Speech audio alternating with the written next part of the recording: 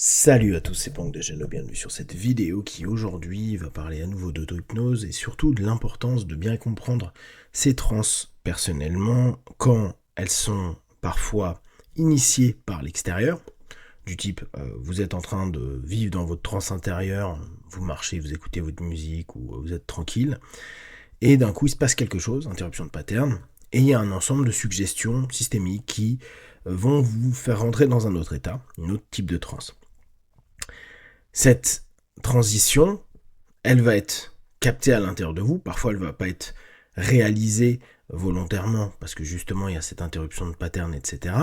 Il ne va pas y avoir forcément une conscientisation de ce changement d'état parce que la vie étant une succession de trans, il est assez rare qu'on se dise tiens, là je viens de changer de trans. Et pourtant, je pense que c'est un des éléments que permet la maîtrise, ou en tout cas l'étude de l'auto-hypnose. Quand on connaît sa transe du quotidien, quand on sait dans quel type de transe on est, je suis dans ma transe de musique, je suis en train de marcher dans la ville, etc., que d'un coup il y a une interruption de pattern, il y a un son, un bruit, quelqu'un qui crie, quelqu'un qui bouge vite, je ne sais pas. Cette interruption de pattern va me faire rentrer dans un autre état. Possiblement, si je vois des gens qui ont le visage un peu fermé ou une succession de personnes qui crient, il se peut que je rentre dans la perception de suggestion négative et du coup, je vais refermer mon corps, mon esprit. En tout cas, mon état interne va se mettre sur une notion de peut-être que je fasse attention, j'ai un ensemble de suggestions qui me disent que il y a une tension qui est en train de s'établir dans cet espace-là. Se rendre compte de cette transe et parfois réussir simplement à se dire ok, c'était un chien qui venait de s'échapper et son maître vient de le récupérer, devrait nous permettre de juste dire ok, fin de la transe, transitoire, mais imposée, et retour à mon kiff sur ma petite musique et le fait de marcher dans la rue. Pourtant, on se rend bien compte que le changement d'état qui se fait assez facilement, et on sait que les inductions systémiques, elles sont ultra puissantes. On en a à longueur de temps. Vous êtes dans votre voiture tranquille et quelqu'un freine pas ou freine trop vite ou grille un feu ou n'importe quoi, sans que vous ayez un danger particulier. Hop, ça vous a mis juste un coup de pression, changement de votre transe alors que 10 secondes avant vous étiez guilleret, et là vous vous retrouvez enfermé dans quel connard, il aurait pu faire attention, blabla, blabla. Du coup, le retour en arrière, il est parfois compliqué. Et c'est là où plus on cherche à maîtriser l'auto-hypnose, plus on peut tenter de retrouver un état d'homéostasie cool, d'équilibre intérieur cool, plutôt que rester dans cette notion réactive d'une transe qui va être basée sur complètement un autre système, où on va être sur de la survie, sur fight, freeze, flight, et du coup, ne pas être au top peut-être pour les minutes qui vont venir. Le travail de l'auto-hypnose, il a ça d'intéressant, c'est de capter réellement ces trans. Comme, on va dire, quand vous faites du massage, et que vous faites masser, quand vous faites du sport, quand vous faites du yoga, quand vous faites des exercices physiques, l'apprentissage des sensations de votre corps. Vous savez quand quelque chose est ok, vous savez quand quelque chose n'est pas ok. Même si rien en termes symptomatiques, devrait vous dire là, il se passe quelque chose parce que je suis en train de tousser ou parce que j'ai une méga douleur. C'est juste, tiens, il y a une gêne. Tiens, il y a quelque chose qui est pas normal. Tiens, quand je fais ça, il se passe quelque chose qui est pas ce qui est de l'ordinaire. Parce que je connais mon corps. C'est la même chose au niveau de vos trans. Vos trans, plus vous les connaissez, les découvrez, les apprenez, les développez, parce que bien sûr, il y a des trans que vous pouvez sélectionner, même si automatiquement elles seront plus énergivores que les trans du quotidien. Les trans du quotidien, on se pose pas trop de questions. Je vous rappelle, moi je suis toujours dans le questionnement, est-ce qu'il y a un moment où on n'est pas en transe? Est-ce qu'il y a un moment où on est, et là je reprends vraiment la notion bouddhique là-dessus, éveillé, où on sort des illusions des trans, donc communication consciente, subconsciente, diminution de facteurs de jugement, et donc en gros on serait dans une capacité où on est sans réellement être dans un jugement logique, mais non plus dans une absence de jugement, être dans un présent en voyant le réel, avec un gros entre guillemets, sachant que c'est super compliqué de capter le réel. Je sais pas. Néanmoins, pour l'instant, je pense que on n'est plus sur ces notions où on passe de transe en transe, avec cette spécificité qui est en fait notre focalisation interne.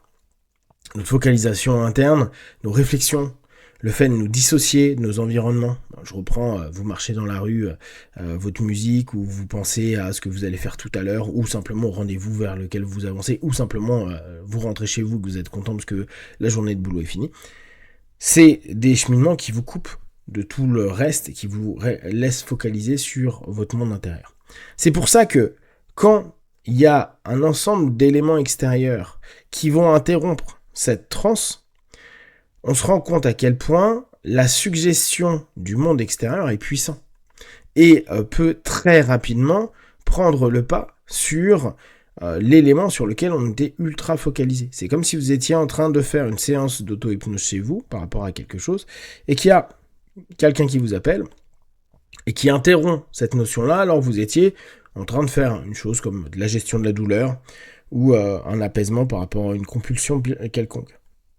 À ce moment-là, pour retourner dans le même état, c'est pas souvent aussi simple. C'est pas, tiens, je me suis arrêté, tiens, je vais y retourner. Parce que parfois, vous avez atteint une qualité d'apaisement, de connexion avec vous, de réponse à vos autosuggestions, qui fait que là, c'était vraiment bien.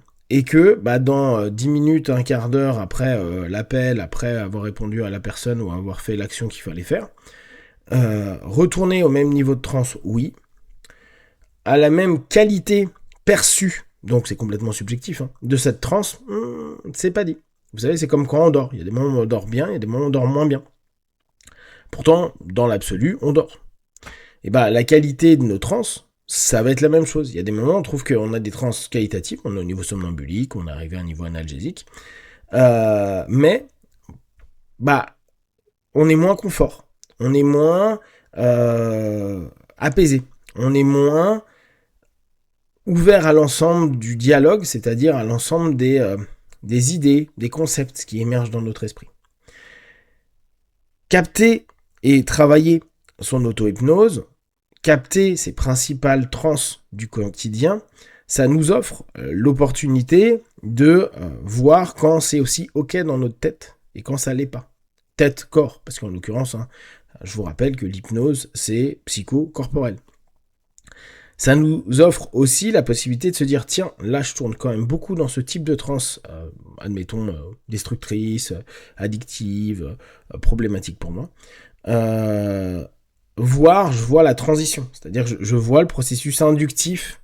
Je suis chez moi en train de pas faire grand-chose, ok. J'étais dans une transe qui était une transe du quotidien assez neutre, puis je m'aperçois que je commence à avoir un trigger, je commence à m'ennuyer, je ne sais pas quoi faire, je regarde l'heure, je regarde dehors, j'ai l'impression que y a rien à faire, il y a rien à faire étant à définir, et tac, je vais m'ennuyer. Et là, hop, on sent la transe qui est en train de se modifier avec la focalisation, donc il faut que je fasse quelque chose. Je vais aller jouer ou je vais aller replonger dans une de mes addictions X ou Y, mais juste une fois, juste 5 minutes, juste 3 minutes, parce que j'ai pas envie de m'ennuyer, parce que y a plein de choses. Et quand on commence à avoir ces bascules, quand on commence à comprendre qu'on est en train de se faire aspirer par sa transe, par le déclencheur et par les automatismes de la transe, vu qu'il y a souvent moins le conscient et que un des points qui arrive au bout d'un moment avec ces trans, c'est pour ça que dans le quotidien on se rend pas toujours compte, c'est l'automatisation.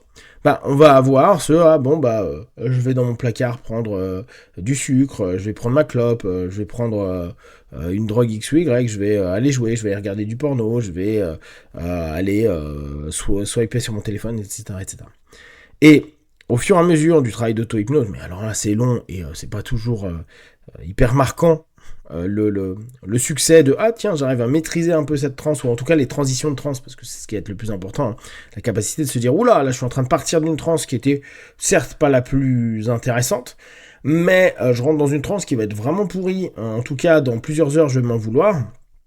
Quand on va commencer à réussir à faire des blocages, à faire des stops, et c'est pas simple, parce qu'il faut déjà maîtriser l'ensemble, le principe d'entrée en transe, des interruptions de pattern, des autosuggestions, des capacités à sortir d'une transe, d'aller dans une autre transe, etc., on pourra commencer à avoir un travail de fond dans le comportemental et aussi dans le cognitif. Si vous avez des questions, des remarques, n'hésitez pas, et comme d'habitude, de tout ce que je propose, ne prenez que ce qui est bon et juste pour vous, tester, observer, analyser et conclure. Et be one, ciao ciao.